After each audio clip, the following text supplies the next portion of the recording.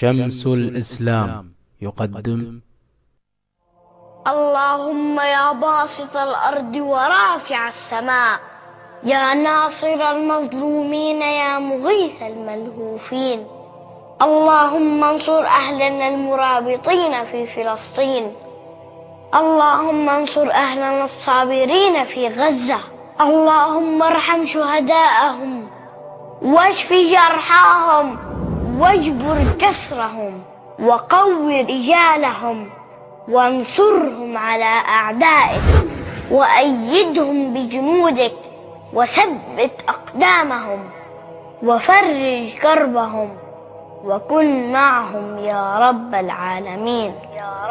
اللهم يا قوي يا عزيز، عليك باليهود المعتدين الظالمين المفسدين، اللهم زلزل الأرض من تحت أقدامهم يا رب، اجعل كيدهم في نحورهم يا رب، نعوذ بك من شرورهم. أرنا في اليهود عجائب قدرتك، اللهم لا ترفع لهم راية ولا تحقق لهم غاية، واجعلهم للعالمين آية.